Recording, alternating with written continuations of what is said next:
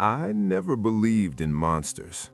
Not the kind you read about in folklore or see in movies. But that night, deep in the woods outside my hometown, I realized some things shouldn't be believed until you see them. It started on a late October evening.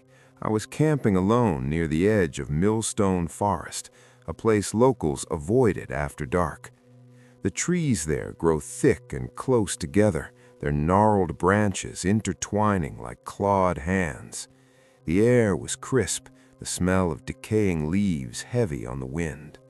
I had a small fire crackling beside my tent and a thermos of coffee, thinking I'd spend the night alone, enjoying the silence. Around 10:30 p.m., I heard it, a low, wet growl coming from deeper in the woods. I froze, telling myself it was probably a raccoon or a stray dog. But the growl didn't fade. Instead, it grew longer, dragging through the air like some terrible, deliberate warning. My flashlight was useless. The beam barely penetrated the darkness beyond the first few trees. I stepped toward the edge of the firelight, squinting. That's when I saw it. At first, it looked like a shadow. Tall, impossibly thin, hunched slightly forward. Its limbs were long and awkward, moving in jerky, unnatural motions. Then it stepped closer, and the sound of wet thuds hit my ears.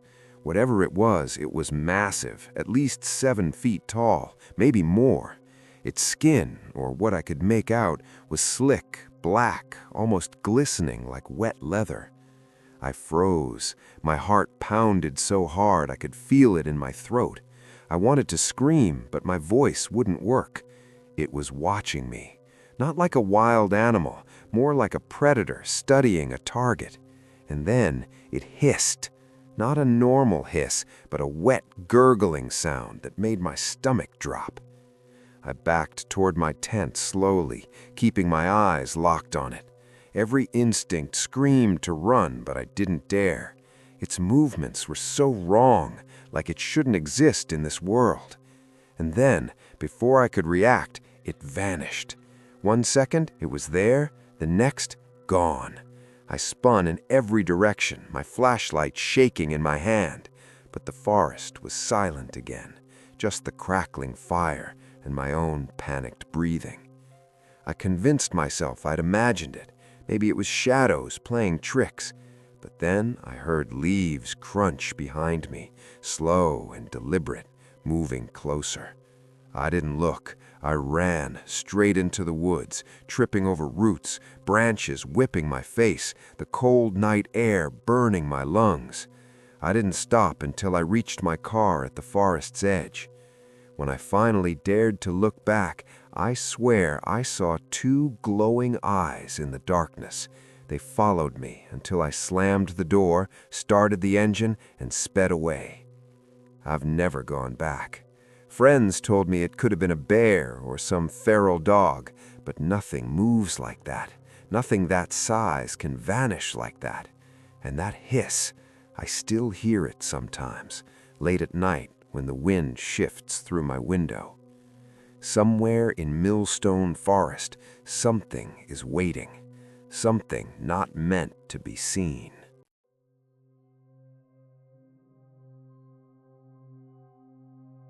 It started as a normal summer night at Pine Hollow Lake. My friends and I rented a small cabin on the edge, excited for a weekend of fishing and late-night swims. The lake itself was unusually deep for its size, and the locals had stories about strange things beneath the surface. I laughed them off, of course. The first night, around 11 p.m., I went for a swim. The water was cold, almost icy, but still refreshing. I floated on my back, staring at the stars, listening to frogs croak and insects buzz. Everything was peaceful until I felt something brush against my leg. At first, I thought it was a fish, but then it moved differently. It was heavy, deliberate, something large. I kicked and swam toward the shore, heart hammering. That's when I saw it, a massive shape beneath the surface, darker than the night itself, just below the water. Its eyes, glowing faintly, almost amber, stared up at me, not like a fish, like a predator. I scrambled out of the water, my friends already shouting from the porch. They thought I'd been bitten by a snapping turtle. I laughed it off nervously, but inside, I knew what I'd seen was no turtle. The next night, we stayed inside the cabin. Around 2 a.m., the sounds started. Heavy splashes on the lake, like something enormous moving just under the surface. I crept to the window. The water rippled violently in a circle. Then a head emerged. Not human, not animal I've ever seen. Its skin looked slick, almost metallic, reflecting the moonlight in flashes. Its eyes were enormous, unblinking. It stayed there for what felt like hours, just watching the cabin. Then it dove under again. No waves, no splash, just gone.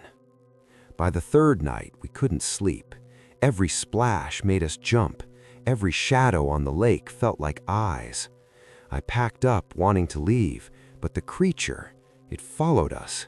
When we drove away, we saw ripples chasing our car across the water, as if it knew we were leaving. I still can't explain what I saw. I've researched every possible creature, cryptids, mutated fish, even legends of water demons, but nothing matches what we saw. Whatever it was, it's still there, in Pine Hollow Lake, bigger than any boat, waiting.